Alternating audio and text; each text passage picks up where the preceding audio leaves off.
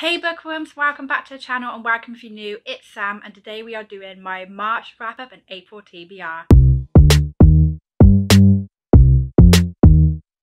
I can't believe we are going into April already. By the time this video is up, technically it'd be April. It's currently the 31st of March when I'm filming this. And yeah, this year feels like it's going by really fast. Let's talk about what I read in March. But before we do, I will say I only read 4 books. Only one of those books was from my TBR that I did for this month. And that's because this month has been really bad for me. My mental health declined massively due to being ill. I was having like food that was having milk in it and I have a severe allergy.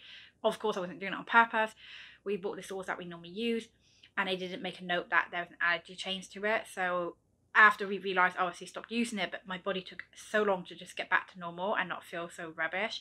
And on top of that, I've been having other issues like medical issues with my feet. So whenever I try to read, I'd be getting these sharp shooting pains and I couldn't concentrate. Like even trying to do the audiobooks, it just wasn't happening.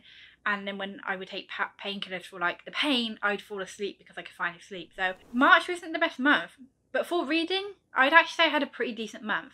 I did have 1 DNF. I read 4 books and 3 of those books were 4 stars and 1 was 5 stars. So let's talk about the first book I DNF'd, and that was a book that honestly took 6 months for me to get because it kept being sold out. I was really excited for this book, and that was You've Reached Sam. I was really disappointed, to be fair. I just was not enjoying it. I mean, I wasn't bored or anything, but going into this book, I was expecting to feel some sort of emotional connection to it because of what it's about. We follow a character whose boyfriend has died and she phones his phone to listen to his voicemail one last time and he picks up. And I think anyone thinking about this book would be expecting an emotional connection, but that just wasn't there. Like, I'm not going to quote this book and say it's badly written or it's not a great story, because I think it is. I think this author had a really great idea and did really well with what he did, but he just didn't have that emotional connection that you should have with this type of book. And I actually almost finished this book. I only had 100 pages left, but I chose to send it back. So You Reached Sam was for the little new book thing that I pulled out. Go and check out that video if you haven't already. And yeah, I ended up sending that book back and then replacing it with The Girl Who Fell Beneath the Sea. This book, we follow a character who ends up sacrificing herself to be the bride of the sea god, but when she gets there, she realises that he is asleep and that there's this curse. Now, she wants to break this curse because she wants to help her people. A storm rages on. Hi. A storm happens every year and each year they sacrifice a bride, but she ends up sacrificing herself. There is so much that happens in this book that I don't want to give anything away. But one thing I'll say about this book is that the descriptions for the world is just absolutely beautiful. You can vividly picture every single aspect of it, which is just so good. He's going to go and knock over my mic, isn't he? He is. Come here. You see, you're looking at the mic like, what's that?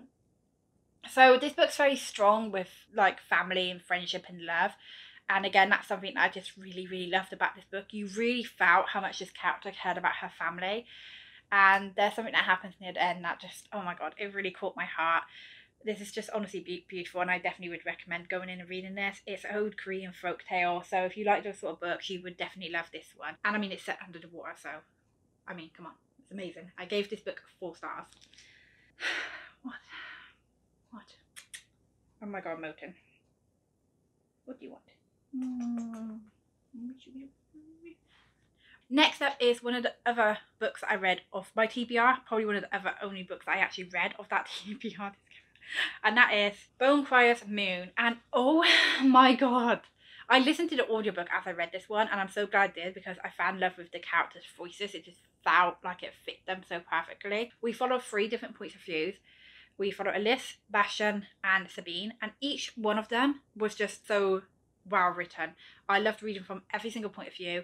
And one thing that this book does, it doesn't go from like one character to next, so you know whose chapters come in. It actually switches it, so you might do Elise, Sabine, Bastian, Sabine, Bastian. It does it like that, so you don't quite know whose chapters come in. And I felt like that was, I don't know, I do read a lot of books sometimes that you get loads of multiple point of view, so it's not ever a surprise who you're going to get next. But with this, it did it really well. There's a lot of action. It's an enemies to lovers story. It's just done really well. I was really nervous for this one because I read some reviews that said that it wasn't that great. I'm not saying that there's loads of bad reviews, there isn't. It's like mixed. But one thing I will say I'm kind of confused about, and I'm going to disagree with everybody who says this. A lot of people say that our main character Liz is really strong at the start of this book, and then she's just really weak, and it's just doesn't make sense. But it's literally explained to you why she's weaker. Like, it's part of the story and part of their power that they have to why she is weaker because of the situation she's in. And I don't understand if people just didn't read the book properly, because to me, it's like, you obviously didn't read the book properly if you don't get that. Now, I did only give this book a 4-star, and that's just because I'd liked a little bit more of the romance between the two characters, Bastion and Liz. Otherwise, I can't really fault this other than, oh, the epilogue as well. I found out the epilogue wasn't, it's like, wow. You know, compared to the whole book, it was so good. The epilogue just fell a little bit flat for me. But that didn't stop me from ordering the sequel midway through and then reading it. So I also read the sequel, Bone Choir's Dawn, and this follows from the first book really well. Picks up straight away, I think about a month after what's happened in that book. And this is a really brilliant sequel. It has plenty of action still. The characters grow massively in this book, and I was really happy with how it ended. I don't feel like I was disappointed at all, to be honest. I really enjoyed going back into the world of these characters, and normally I don't like reading sequels straight after, but I'm really glad that I did with this one, and I would definitely recommend this series. I also gave this one a 4-star. Yeah, I think this is the last one in the series. I hope it is, because I feel like this is the perfect way for it to end. If you guys know there's another one coming out, let me know, but I do think this is the last one just because it seemed like it wrapped it up and it was done really nicely. The whole series, honestly, I would recommend. So good. Now, on to the final book that I read this month, which was my 5-star, and that was Only a Monster. This is a fantasy, time-traveling, enemies to lovers book. We follow this character who is the monster, not the hero, and what's that?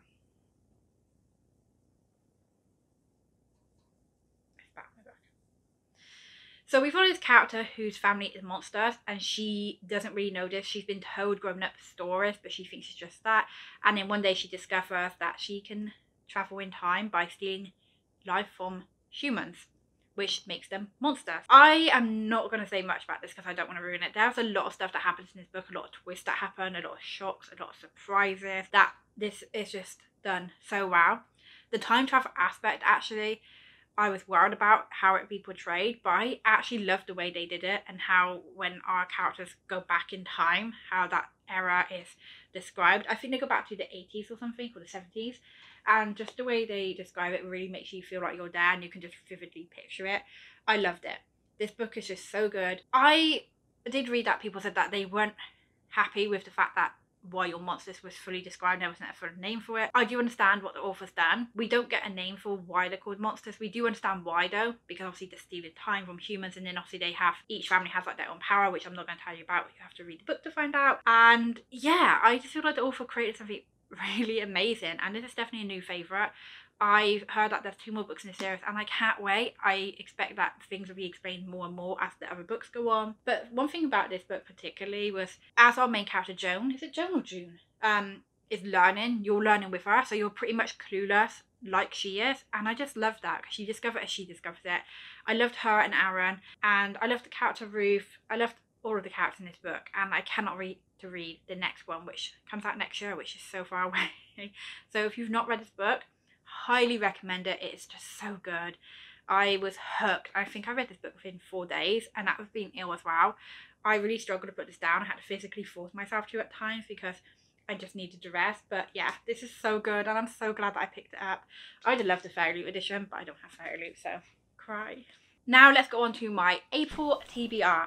I'm not doing like a massive thing this time for my April books. I've just picked a couple of books I want to read, and I'm not going to sit and promise that I'm going to read all of these books, because in the month of April I have a lot of doctor's appointments and I have to go through a lot of injections, and I don't know how my body's going to handle it. I've picked some books here that I would like to read, and I'm also going to get my partner to pick 2 books as well, so I'm going to try my best to read these books. But I will talk about the books that I've picked that I want to read, and then I will let my partner come up and choose 2 books. So first of all, there are 3 new books coming out this month, which is Beth O'Leary's The No-Show, Wrath and Mercy, which is a sequel to The Bright and Pale, and The Genesis War, which is the sequel to Infinity Course. Now, all 3 of these books come out, and I definitely want to read.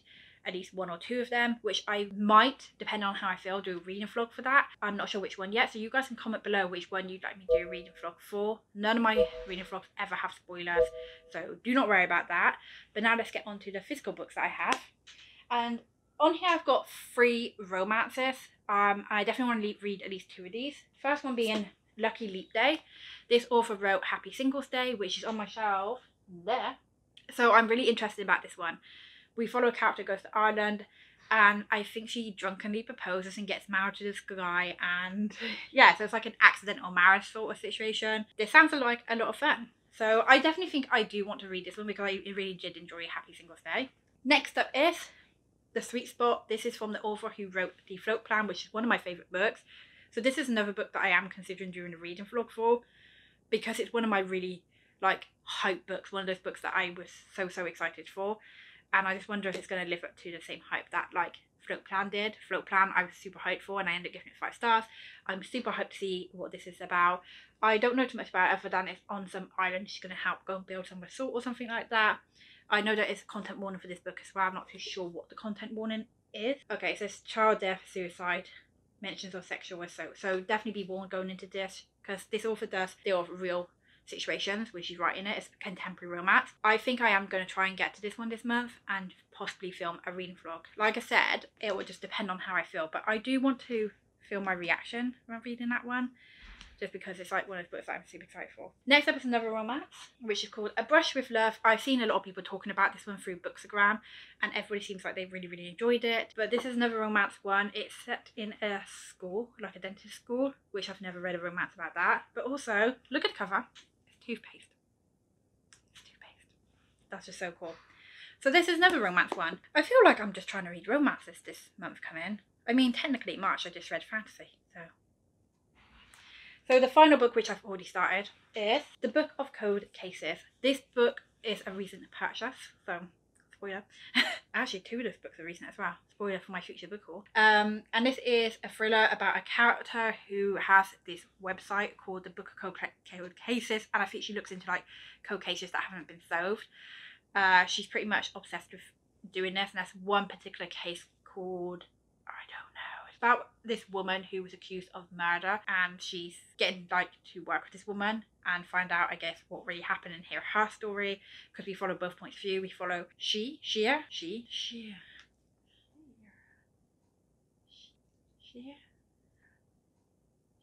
don't know how to say things. She's very traumatized from something that's happened in her life, and I think she was like kidnapped or something. So she's very traumatized from that, and she's recently divorced, so she doesn't really have any friends or any social life. She works at a doctor's as a receptionist to make money, and then she does her little blog website thing called The Book of Cold Cases. And then one day she meets Beth Greer, which is a woman who was accused of murdering 2 men, and we get to follow from both points of view. People said this book is really creepy, really thrilling, have you on the edge of your seat, and it's got really good reviews. So yeah, I am actually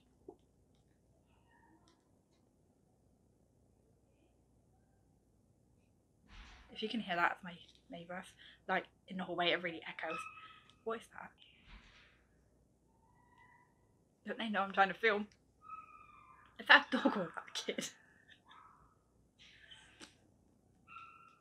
That's a kid, right?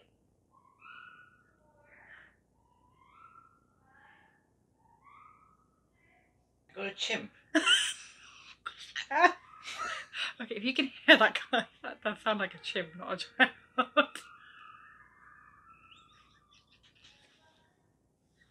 I'm sorry. I'm trying. Yes. Okay, just please ignore the noise if you can hear that. Oh, it sounds like a chimp, not a child. Anyway, so yeah, I'm definitely reading this one because I'm currently in the middle of reading it. You probably heard a lot of people talking about this one already. I think this is one of the book of the month picks as well, and so far I'm actually enjoying this one. So now, Finn will come over and choose 2 books he'd like me to read this month as well. I've asked him to be nice because like it's his fault. I've been blaming him, saying that he should check the socks, and he's like, it's not my fault. Check my socks. Fourth. So Arthur's going to come over and pick 2 books he'd like me to read this month as well. I'm not moving. Quick ad break, guys. Okay.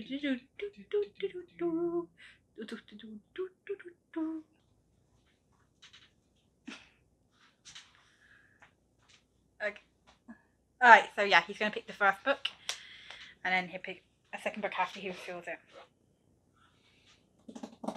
It's one book at a time. Jesus, Irvin!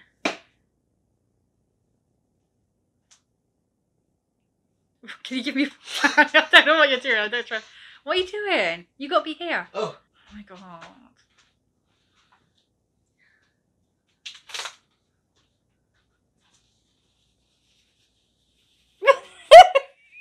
That really... Stop it! Stop it! That's got dust on it. Oh my god, that really scared me. Alright, give me the first one.